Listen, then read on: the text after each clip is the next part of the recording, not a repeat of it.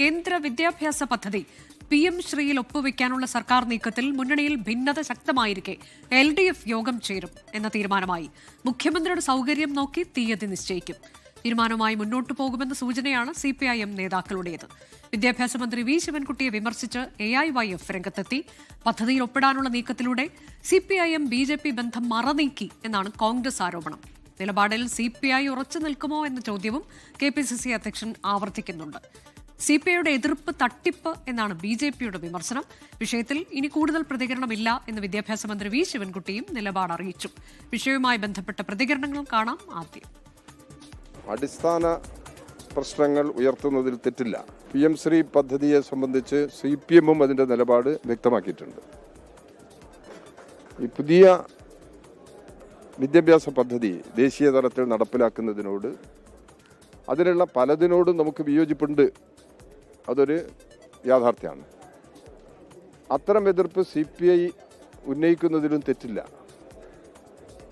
അത് CPI ഉന്നയിക്കുക സ്വാഭാവികമാണ്. ഇടതുപക്ഷ ജനാധിപത്യ മുന്നണിയിലെ ഒരു ഘടകകക്ഷി എന്നുള്ള നിലയിൽ ഏത് പാർട്ടികൾക്കും അവിടെ സ്വതന്ത്ര അഭിപ്രായങ്ങളുണ്ട്. അതവർ പ്രകടിപ്പിച്ചെന്ന് വരും. PM ശ്രീ പദ്ധതിയുടെ മറവിൽ NEP നടപ്പിലാക്കുന്നതിന് വേണ്ടിയിട്ടുള്ള നീക്കമാണ് കേന്ദ്ര സർക്കാർ നടത്തിക്കൊണ്ടിരിക്കുന്നത്. അതായത് PM ശ്രീ പദ്ധതി നടപ്പിലാക്കണമെങ്കിൽ അതിൻ്റെ ഫണ്ട് ലഭിക്കണമെങ്കിൽ NEP കൂടി നടപ്പിലാക്കണം എന്നുള്ള ഉടമ്പടി അതിനകത്തുണ്ട് എന്നുള്ളതാണ്. ഇത് PM ശ്രീ പദ്ധതി നടപ്പിലാക്കുന്നതിന് വേണ്ടി കേരളത്തിലെ ഗവൺമെൻറ് പരിശ്രമിക്കും എന്നല്ലെങ്കിൽ വിദ്യാഭ്യാസ വകുപ്പ് അതിനുവേണ്ടി പരിശ്രമിക്കും എന്നുള്ള അഭിപ്രായമാണ് നമ്മുടെ വിദ്യാഭ്യാസ മന്ത്രി പറഞ്ഞത്. അപ്പോൾ അത് LDFിൻ്റെ നിലപാടിന് അല്ലെങ്കിൽ LDFിൻ്റെ പ്രഖ്യാപിതമായ നിലപാടിന് ഘടകവിരുദ്ധമായ ഒരു അഭിപ്രായമാണ് കേരളത്തിൻ്റെ വിദ്യാഭ്യാസ മന്ത്രി ഇപ്പോൾ പറഞ്ഞിരിക്കുന്നത്. CPI നേതാക്കന്മാർ അതിനോടുള്ള വിയോജിപ്പ് വളരെ പരസ്യമായിട്ട് പറഞ്ഞിട്ടുണ്ട്. അതിലവർ ഉറച്ചു നിൽക്കുമോ എന്നറിയാൻ കേരളത്തിലെ ജനങ്ങൾക്ക് താല്പര്യമുണ്ട്, പ്രതിപക്ഷത്തിന് താല്പര്യമുണ്ട്. CPI ഉറച്ചു നിൽക്കുമെങ്കിൽ ഞങ്ങൾ എല്ലാ പിന്തുണയും നൽകും. ആ കാര്യത്തിൽ CPIനെ ആരാണ് ഇവിടെ ഗവനിക്കുന്നത്? CPIനെ പോലത്തെ ഒരു തട്ടിപ്പ് പാർട്ടി രാജ്യത്ത് വേറെയില്ല. അവരിതിനെല്ലാം എതിർപ്പാണെന്ന് പറയും, അവസാനം അവർ കീഴടങ്ങും. ഏതെങ്കിലും ഒരു വിഷയത്തിൽ കേരളത്തിൽ പിണറായി വിജയൻ സർക്കാരിൻ്റെ ഭരണകാലത്ത് ഏതെങ്കിലും ഒരു വിഷയത്തിൽ CPIക്ക് അവരുടെ നിലപാട് ഉറച്ചു നിൽക്കാൻ കഴിഞ്ഞിട്ടുണ്ടോ? ഞാൻ വളരെ സിമ്പിളായിട്ട് ചോദിക്കാം. ബിനോയ് വിശ്വം ആദ്യം എല്ലാം പറയും ഞങ്ങൾക്ക് ഭയങ്കര എതിർപ്പാണെന്ന്. പിണറായി വിജയൻ AK സെൻറ്ററിലേക്ക് ഒന്ന് വിളിപ്പിക്കുമ്പോഴേക്കും അയാളെ എതിർപ്പ് തീരും. R ശ്രീജിത്ത്, നിതിൻ അംബുജൻ, സൂരജ് സജി വിശദാംശങ്ങളുമായുണ്ട്. ആദ്യം R ശ്രീജിത്തിലേക്കാണ്. ശ്രീജിത്ത്, ഇത് മുൻപ് മന്ത്രിസഭയിൽ ചർച്ച ചെയ്യാനൊക്കെ തീരുമാനമെടുത്തിരുന്നു. പക്ഷേ CPI അംഗങ്ങൾ ഈ പദ്ധതിക്കെതിരെ നിലപാട് സ്വീകരിച്ചു. പിന്നീട് അത് മുന്നോട്ട് പോയില്ല. അതിനുശേഷമാണ് ഇങ്ങനൊരു പദ്ധതിയിലേക്കില്ല എന്ന തരത്തിൽ വിദ്യാഭ്യാസ മന്ത്രിയുടെ ഭാഗത്തുനിന്ന് പ്രതികരണങ്ങൾ വരുന്നത്. ഇപ്പോഴിതാ വളരെ പെട്ടെന്ന് ഈ പദ്ധതിയുമായി മുന്നോട്ട് പോവുകയാണ് എന്ന പ്രതികരണം വരുന്നു. ആ ഘട്ടത്തിൽ വീണ്ടും CPI പരസ്യമായി തന്നെ അവരുടെ എതിർപ്പ് അറിയിക്കുന്നു. ഇനിയിപ്പോൾ അവരുടെ മുഖപത്രത്തിൽ ഒരു ലേഖനവും എഴുതിയിട്ടുണ്ട്. ഇത് RSS തിട്ടൂരത്തിന് വഴങ്ങൽ ആണ്, ആത്മഹത്യാപരമാണ് എന്നതുൾപ്പെടെ രൂക്ഷ വിമർശനമാണ്. അതിൽ ഒരു കാരണവശാലും പങ്കുചേരരുത് എന്ന് പറഞ്ഞുകൊണ്ട്. അങ്ങനെയെങ്കിൽ ഇതുമായി ഇനി മുന്നോട്ട് പോകുന്നത് ശരിയാകില്ല എന്നൊരു നിലപാടിലേക്ക് CPIM എത്തിയെന്നാണോ നമ്മൾ മനസ്സിലാക്കേണ്ടത്? ചർച്ച അതിലൂടെ എന്താണ് പ്രതീക്ഷിക്കേണ്ടത്?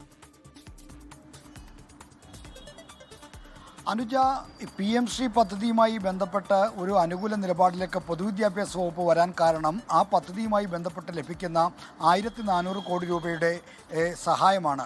ഒരു ബ്ലോക്കിൽ 2 സ്കൂളുകൾ എന്ന നിലയിലാണ് ഇത്തരത്തിൽ സഹായം ലഭിക്കുന്നത്. അപ്പോൾ ശരാശരി ഒരു സ്കൂളിന് 1 കോടിയിൽ പരം രൂപ സഹായം ലഭിക്കും. ഇത്തരത്തിൽ വരുന്ന 1400 കോടി രൂപ നഷ്ടമാക്കി കളയേണ്ടതില്ല എന്നതിൻ്റെ അടിസ്ഥാനത്തിലാണ് തങ്ങൾ നീങ്ങുന്നതെന്നാണ് പൊതുവിദ്യാഭ്യാസ വകുപ്പ് അവകാശപ്പെടുന്നത്.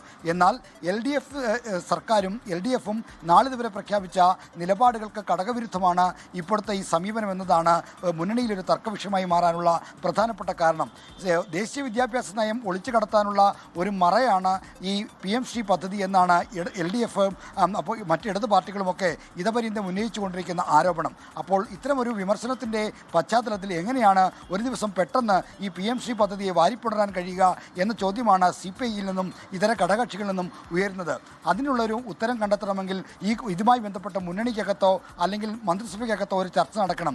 ഈ തരം ഒരു ചർച്ചയും ഇല്ലാതെയാണ് ഇപ്പോൾ ഏകപക്ഷീയമായി പണം സ്വീകരിക്കും, പദ്ധതിയിൽ ഒപ്പിടും എന്ന നിലപാടിലേക്ക് പൊതുവിദ്യാഭ്യാസ മന്ത്രി വി ശിവൻകുട്ടി വന്നിരിക്കുന്നത് എന്നതാണ് മുന്നണിക്കുള്ളിലെ വിമർശനം. അതുകൊണ്ട് തന്നെ മുന്നണി യോഗം വിളിച്ച് പ്രശ്നങ്ങൾ പരിഹരിക്കാനുള്ള ഇടപെടലാണ് LDF നേതൃത്വം നടത്തുന്നത്. ഇതിൻ്റെ ഭാഗമായി വളരെ പെട്ടെന്ന് തന്നെ LDF നേതൃയോഗം വിളിച്ചേക്കും. മുഖ്യമന്ത്രിയുടെ കൂടി സൗകര്യം നോക്കി ഈ LDF യോഗത്തിലെ തീയതി തീരുമാനിക്കുമെന്നാണ് LDF കൺവീനർ TP രാമകൃഷ്ണൻ നമ്മളോട് വ്യക്തമാക്കിയത്. അതുകൊണ്ട് തന്നെ LDF നേതൃയോഗത്തിൽ CPIയുടെ ആശങ്കകൾ സംബന്ധിച്ച ഒരു പരിഹാരവും ചർച്ചയും പരിഹാരവും അതിനുള്ള നിർദ്ദേശങ്ങളും ഒക്കെ തന്നെ ഉണ്ടാകുമെന്ന് പ്രതീക്ഷിക്കുന്നു. അങ്ങനെ ഈ പ്രശ്നം പരിഹരിക്കാനുള്ള ശ്രമമാണ് CPIM നേതൃത്വം നടത്തുന്നത്. നമുക്കറിയാം CPIM ഈ BJPയുടെ RSS നയത്തിനൊക്കെ എതിരെ കൃത്യമായി നിലപാട് സ്വീകരിച്ചിട്ടുള്ള പാർട്ടിയാണ്, പ്രസ്ഥാനമാണ്. ഇവിടെ ഉണ്ടാകാൻ പോകുന്ന അപകടം എന്താണ് എന്നത് പല കോണുകളിൽ നിന്നും ചൂണ്ടിക്കാണിക്കപ്പെടുന്നുണ്ട്.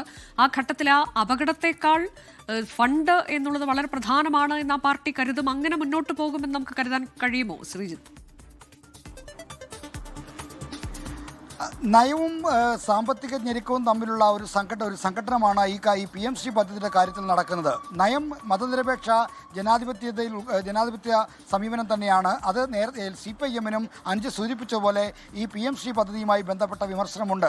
മാത്രമല്ല ഇത്തരത്തിൽ ബ്രാൻഡിംഗ് നടത്തുന്ന രീതിയിലുള്ള കേന്ദ്ര സർക്കാരിൻ്റെ ഇടപെടലുകളോടെല്ലാം CPIM-നും ശക്തമായ എതിർപ്പുണ്ട്. എന്നാൽ തെരഞ്ഞെടുപ്പ് വർഷത്തിൽ ഈ സർക്കാരിൻ്റെ അവസാന വർഷക്കാലത്ത് 1400 കോടി രൂപ എന്നുള്ള തുക നഷ്ടപ്പെടുത്തി കളയാതെ ഈ പദ്ധതി ഉപയോഗപ്പെടുത്തിയാൽ അത് കേരളത്തിലെ പാവപ്പെട്ട SC/ST ജനവിഭാഗത്തിലുള്ള കുട്ടികൾക്ക് ഗുണകരമാകും എന്നതാണ് മന്ത്രി വി ശിവൻകുട്ടി അടക്കമുള്ളവർ കാണുന്നത്. അതുകൊണ്ടാണ് CPIM ഇതിനോട് അനുകൂലമായ ഒരു സമീപനം. പാർട്ടിയോട് ആലോചിക്കാതെയാണ് മന്ത്രി വി ശിവൻകുട്ടി ഇത്തരത്തിലൊരു പദ്ധതിയിലേക്ക് നീങ്ങാൻ തീരുമാനിച്ചതെന്ന് കരുതുക വയ്യ. എങ്കിൽ പോലും മുന്നണിയിൽ ആലോചിച്ചില്ല. നേരത്തെ മന്ത്രിസഭയിൽ ഇത് ഉയർന്നു വന്ന ഘട്ടങ്ങളിലൊക്കെ CPI ഇതിനോട് ശക്തമായ എതിർപ്പ് രേഖപ്പെടുത്തുകയും ചെയ്തു. അപ്പോൾ ആ എതിർപ്പുകൾ നിലനിൽക്കുമ്പോഴാണ് ഏകപക്ഷീയമായി ചർച്ചകളൊന്നുമില്ലാതെ ഈ പദ്ധതി സ്വീകരിക്കാൻ ഒരുങ്ങുന്നത്. അതാണ് ഇപ്പോൾ മുന്നണിക്കകത്ത് പ്രശ്നങ്ങൾ. ശ്രീജിത്ത്, നമുക്കറിയാവുന്ന പോലെ ഇതിൽ കേരളവും ബംഗാളും തമിഴ്നാടും ഒക്കെയാണ് ഇതിൽ ചേരാതെ മാറി നിൽക്കുന്ന സംസ്ഥാനങ്ങൾ. കൃത്യമായ നിലപാട് സ്വീകരിച്ചുകൊണ്ട് തന്നെയാണ്. അപ്പോൾ അത് ആ തരത്തിലേക്ക് തന്നെ മുന്നോട്ട് പോകട്ടെ എന്ന തീരുമാനത്തിലേക്ക് LDF യോഗം എന്നാണ് എന്നറിയില്ല. മുഖ്യമന്ത്രിയുടെ സൗകര്യപ്രദമായിരിക്കും. ഒരുപക്ഷെ അങ്ങനെ ഒരു തീരുമാനം കൈക്കൊണ്ട് മുന്നോട്ട് പോകാൻ തന്നെയാണോ സാധ്യത? ഇതിന്റെ അപകടം വളരെ വലുതാണ്. ദേശീയ വിദ്യാഭ്യാസ നയത്തിന്റെ ഭാഗമായി മാറേണ്ടി വരും.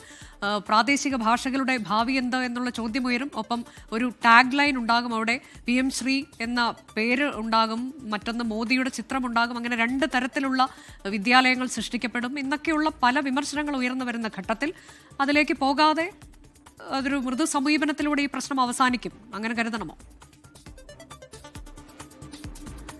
അനുജ, കേരളം അതോടൊപ്പം തന്നെ തമിഴ്നാട്, ബംഗാൾ തുടങ്ങിയ സംസ്ഥാനങ്ങളാണ് ഈ നയപരമായ എതിർപ്പ് ചൂണ്ടിക്കാണിച്ച് PMC പദ്ധതിയിൽ നിന്ന് മാറി നിൽക്കുന്നത്. എന്നാൽ തമിഴ്നാടാകട്ടെ കോടതിയിലും മറ്റും പോയി ഈ സഹായം നേടിയെടുക്കാനുള്ള ശ്രമം നടത്തി. അങ്ങനെ തമിഴ്നാട് മാതൃകയിൽ കേരളവും മുന്നോട്ട് പോകുമെന്ന് വിദ്യാഭ്യാസ മന്ത്രി വി ശിവൻകുട്ടി നേരത്തെ പ്രഖ്യാപിച്ചിരുന്നു. എന്നാൽ ആ പ്രഖ്യാപനത്തിൽ നിന്നൊക്കെ പിന്നോട്ട് മാറിയാണ് ഇപ്പോൾ ഈ പദ്ധതിയിലോട് സഹകരിക്കാൻ, ആ പദ്ധതി സ്വീകരിക്കാൻ, പദ്ധതിയിൽ ഒപ്പുവെക്കാനുള്ള തീരുമാനമെടുത്തത്. 2023 മുതൽ 27 വർഷം വരെയുള്ള കാലത്തേക്കാണ് ഈ PMC പദ്ധതി തുടങ്ങിയത്. ഈ പദ്ധതിയുടെ ഭാഗമായി ഈ നേരത്തെ ഞാൻ സൂചിപ്പിച്ച പോലെ ഒരു ബ്ലോക്കിൽ 2 സ്കൂളുകൾ എന്ന നിലയ്ക്കാണ് കേന്ദ്ര സർക്കാർ സഹായം നൽകുന്നത്. ദേശീയ വിദ്യാഭ്യാസ പദ്ധതിയോട് അതിനെ സ്വീകരിക്കുന്നവർക്കാണ് ഈ പദ്ധതിയുമായുള്ള സഹായങ്ങൾ ലഭിക്കാൻ പോകുന്ന നിബന്ധനകളും മറ്റും ഇതിൽ ഉണ്ടെന്ന വിമർശനം ഇടതു പാർട്ടികൾ തന്നെയാണ് കേരളത്തിലെ പൊതുസമൂഹത്തിന് മുന്നിൽ അവതരിപ്പിച്ചത്.